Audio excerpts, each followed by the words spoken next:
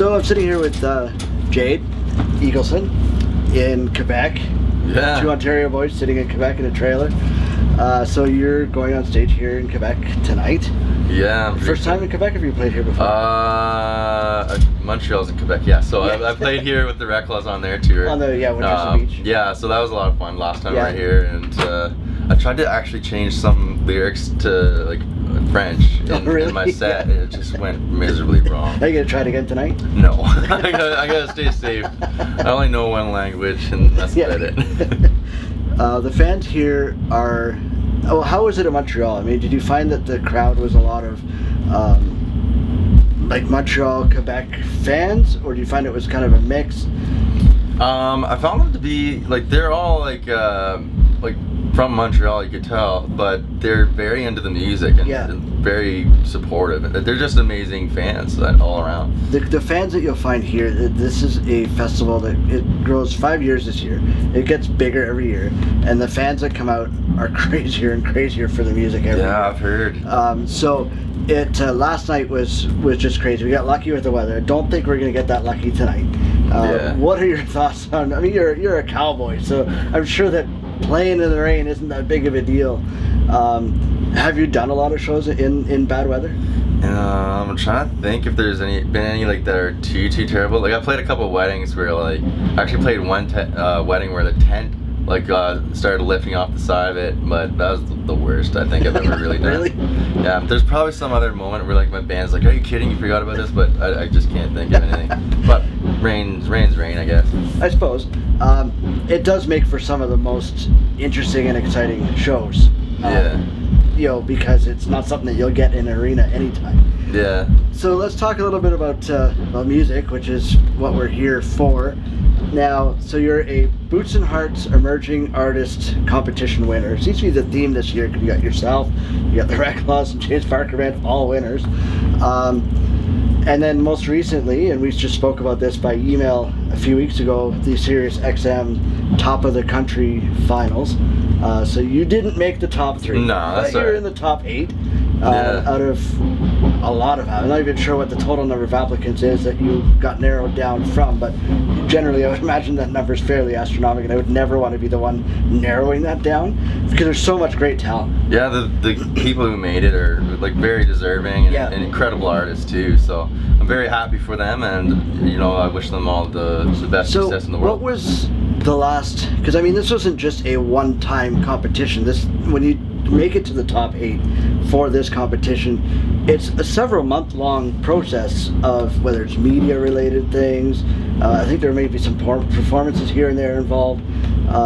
What was that like, as far as like in a difference compared to what you did through the Boots and Hearts? With Boots and Hearts, I guess like is kind of similar because like we went in and did a content day, and then they released a content day, so it's like similar on that grounds, but like I guess it was different because it was more of it allowed like more fans to kind of interact, I guess, on the Sirius XM part. I'm not too sure how it works behind the scenes. Yeah. I was really happy to be a part of it. They made me feel like a superstar. Like I walked in, they had like the whole studio set up. They made me, my whole band, and my family that came in there. We all felt very welcome, and it was just an amazing experience. Cool. So that's done, and that's in the history books now. We did talk about that. So what's happening after that?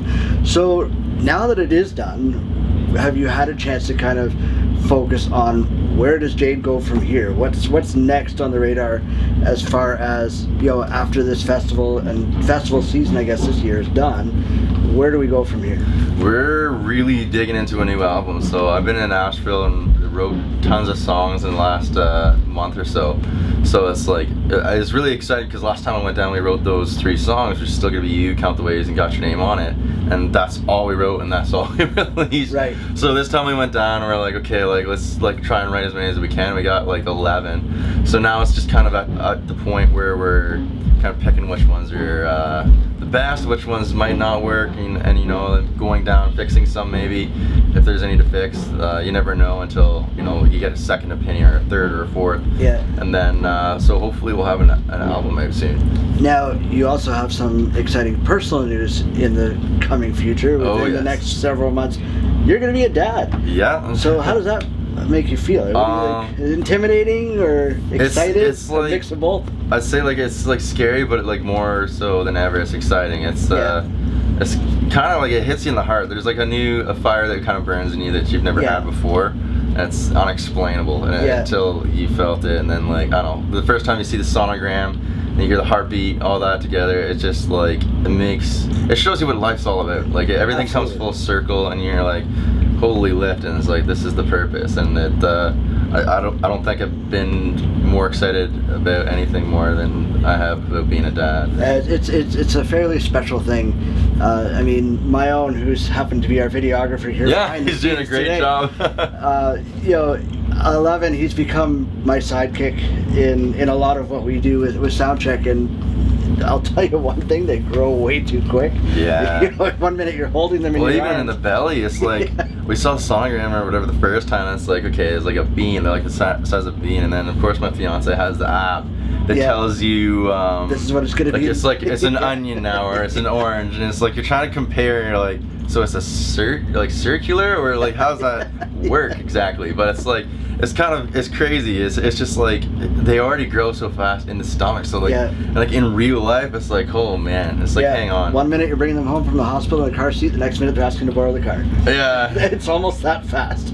I don't know. It's like you don't blink. I don't even know. It's like I don't even know what I'd say to half the questions I'd be asked. Like I'm just like nervous because I was a terrible child. Like I in high school I raised all the hell you could, or I could, but I've settled down now, of course, and I guess my karma's coming. Yeah, you never know. Or he or she could be like my fiance, so I might luck out in the end. We'll see. So once the baby or your son, right? Or do you know? Not a clue. We right? find out she's over there, but like we found out on a Tuesday or Monday. Sorry, I knew that. Going right there on the way home. Yeah, on the way home, I guess. From the CMAOs, we'll be hitting that. Cool. So it's so what do you guys do? Do you know? November 7th. November. So it's still this year. I got 2019. You know that date. Do not book any shows one of my lucky around numbers that too. date. Yeah, 7 is lucky, and then 33 is lucky. So yeah, keep there's November no open. So it's cool. So once, I mean, a baby, I guess, in particular in the Canadian country music industry, is nothing new. I mean, Brett Kissel's kind of leading the charge when it comes to that. You're a public persona, I guess is a good way to put it, as an artist and entertainer. Are you going to be one of those people that is going to be more kind of like the Brett Kissels, where the family is the open book and they're as much part of his social persona as he is? Or are you going to be more like the Tim Hicks, where really most people didn't know he had kids until a couple of years ago? Yeah, I don't know. That's a really good question. I feel like when the time comes when, like I'll kind of see how it feels, and as a family we'll kind of decide on that. But first for me is just being a dad, and then focusing on that, and then if I can incorporate him or her into my career, that'd be amazing, because my family is a big part of who I am and what I do. It kind of is the sole purpose of who I am, and I'm really ingrained in that. So anything to do with family is really important to me, and so I'm sure he'll probably or her, I'll keep saying him, I really have it in my head, but if it comes down to the point where it's okay with my family and nobody takes offense to it in any way, then I'd love to have her or him be a part of my career. Yeah, for sure.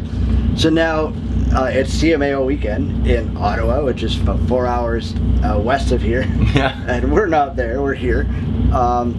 You performing tomorrow night though, right? At the Awards? And you're up for a couple, I believe? I think so, yes. I went through it this morning, and I think all of us, myself and the Reclaws and Jade Barker, I think we're up for. It's like nobody seems to know. They're like, if we get one, we get one. I think it's Video of the Year and then Rising Star, if I'm correct. I could be completely wrong, but completely off. I'm pretty sure you're getting the nod there. Because I have the CCMA ballots came in too, so I'm like confusing the two. James Barker said the same thing. They're like, they both come out around the same time, they and do. It's kind of like, it's like which one's which? Well, they have like the CM, and like I have like a touch of dyslexia. dyslexia, so I'm mixing things around as it Yeah. is with the title. So I'm like, I don't know, but there's something in there that I'm in there for, and I'm pretty sure it's the video and then the rising, I guess. I guess the focus is you're gonna show up, you're gonna perform. Yeah. 'Cause that's what you can control. That is. And just know who you want to thank if you win, and then you get up there and you thank them. And Yeah, I have that thought. Like I've like had that moment planned forever. It's Yeah. like if I do win something, like it could be anything. Like I know who to give thanks to. So Yeah, there's a long list, so I tried to narrow it down as like. How much time? Do you know how much time they give you, or do they tell you that? I have no idea. When they hand you oh yeah, by the way, you have 30 seconds, go. And that's what it's like. I don't know who I want to start I wouldn't know with. where to begin. I got nowhere to begin, but it's just like they'd be there all night. They'd be like, I don't know any of these people. Like. Yeah. So But- now, before Boots and Hearts, what was your experience in, I guess, the country music? I mean, bars, that Yeah. kind of thing. So Did you know any of the other contenders or any of the other artists that came before you? Not at all. Like I guess I like heard of them and whatnot, but I was really ingrained in traditional country. So I had a classic country cover band, and I had an amazing teacher. And like I used to play solo gigs at bars all the time. Yeah. But I never had a band setting. Like I sit down and I was kind of like a bluegrass picker in a sense, where I'd be playing busy riffs, and it sounded like maybe something more than just one guitar. So when I got into a band, like I had to tighten up my meter. I had to, learn these different bar chords and stuff, because I, grew up playing a lot of lead too. Yeah. So I kind of like really ingrained, and then he was my lead guitar player for that band. His name was Clayton Yates, and he just kind of took me under his wing and really developed me as a musician in a huge way. So I'm definitely grateful for that. But from there, I was able to kind of like form other bands, meet other musicians, and kind of like create different bands. And then from there, I just kept playing different bars, growing a community. My community in Millbrook is by far the most supportive community. On God's green earth. It's just incredible. Everybody says that about their community, right? Yeah, but mine's the best. Millbrook is the best. I have to say that, man. Yeah, they have that sign, right? You come into Millbrook, the best community. Yeah, it's pretty much. But It's voted the #1 most supportive community by Jade Eagleson every year. No, they're so amazing. Like even like the bakery, like Doo-Doo's, like it's like this little bakery with best butter tarts, by the way. But you go in there and like everybody there is like supportive. And as soon as I saw that community and like a fan base grow, like I just like really realized like this is something I love. That you want to do. Yeah. Yeah. Is it terrifying when you make that decision to go from, I guess, having a day job or a real job, or Yeah. not that this isn't a real job, but to most people this is not a real job, but to basically putting everything in your hat 100% completely at music? Oh, it's crazy. It truly is. It's like I don't know. The second I decided that, because I was like working 40 hours a week or more, and then I was installing solar panels on roofs, and I was like falling all Sounds day. exciting. It was awful, because we'd have winter jobs. It was a job though, and I'm lucky I had it. But like, good value a paycheck. yeah, it is in the winter, so the roofs are slippery, and you'd fall, and like your line would catch you. It's just brutal. But then like I'd be playing till like 2 in the morning, and then I'd get up at like 5, and then run to a job, and it's just like, but I don't know, I was just beat up at the end of the week. That doesn't sound the safest either when you're working at night. Yeah. On like 2-3 hours sleep. I feel like I'm like pretty coordinated, but like when I'm sleeping, I am just awful. Like today, I was like I'm sleeping, I'm like grumpy, and it's like everyone's just like, oh man, like this guy's hard to deal with. I'm a pain in the butt when I'm tired, but I don't know. So I kind of like, sorry, I sidetrack. I have ADD really That's bad. okay, no worries. But I guess like I just decided that I was like, okay, it's one or the other, and there's a lot of passion behind my music, and there's like a whole bunch of reasons. I want to take care of my family. I've always wanted to buy my farm someday. Like a lot of these factors played into me wanting to pursue music, Right. because if I made it, then this is what you could have, type of deal. So I took a chance. I quit my job. I told my family. They got behind me. They're incredibly supportive, every single one of them. My grandparents on both sides, my mom, my dad, everybody. Just it's an incredible support system behind me, and they're at all the gigs and stuff, and I just felt the love, and that is what kind of grew me as a musician. So now you're playing Quebec tonight, CMAO's tomorrow. Where else can people catch you in the summer? I'd have to pull on my phone, but we're in PEI, we're in Calgary at the Stampede, yeah. and then the Big Valley Jamboree. So we're really all over the place. Everywhere we'll be. I like never really flew until I was like 20. Oh, really? So like this, or maybe 19, I can't remember. But like since then, it's been a lot of flying. So this will be the most I've ever flown this summer. So yes, exactly. I'm super excited though. Yeah. I'm really excited. I was blessed enough to kind of go there on a bus on the Gord Bamford dive bar tour. Right. So, but it's just gonna be a really unique experience to play these festivals. Awesome. So, anything special your fans can expect to see out on the road that they may not have seen on the Winters of Beach tour or Gord's tour? We definitely add new songs. We're trying to like brighten up the set, like definitely longer sets too. Like the shows that we're booked at, they're not kind of like 20 minutes or 30 minutes. We got like 45 minutes to 60-minute sets, which is really amazing because it's more time to play. Yeah, for sure. More Shania Twain to fit in there. So nothing's really changed too much, but. You know, I posted as a joke that I should learn more Celine Dion songs. Like, so I don't know. I love doing joking songs like that. That's well, not necessarily joking, but it's like, you know, I mean, paying an ode to those female singers. Brett Kissel does "Man, I Feel Like a Woman" as part of his set, so you know that's fair game for everybody. Women right? in country don't get enough appreciation. No, and I'm glad you brought that up because we're actually part of a campaign with Rogers Media.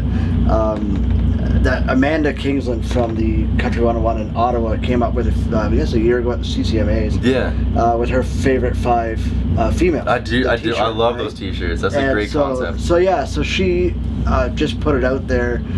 You know, wouldn't it be cool if we could come up with this as something that people could get their own? And so I happened to see the tweet, and I'm like, well, yeah, we can do that for you. Man, I need one with like 40, like yeah, easily. It's like a nightgown. Yeah, I could use one of those for sure. We had people email us, can you do front and back and down the sleeves? And it's like, no, you got to pick 5. You can get more than one shirt, but you have to pick 5. That's tricky. I don't know. I definitely would have like. I don't know. I can't even think for sure. So I'm gonna put you on the spot because you brought it up. So if you could pick one female, let's go with Canadian, just narrow it down. You want to go to with Shania? No question, not even hesitate today. Yep, that's for sure. Cool. Well, my fiance and I love her. That's like it's timeless music. Well, if you hear that, Shania, you know, there's your guy right there next tour. Well, Jade, thank you very much. Well, thank you, man. It's a pleasure. Enjoy your time here in Quebec. Thank you. And you know, we will see you on the road this summer. I won't personally because I'm not going to be at those locations, but we will have people in PEI. We will have people out west, so they will be seeing you. And I wish you all the best with the new family that's starting up. Thank you. And whatever you've got coming down the road, and look forward to talking again once you've got more news to share. Absolutely, I'm excited about it. Perfect. All right.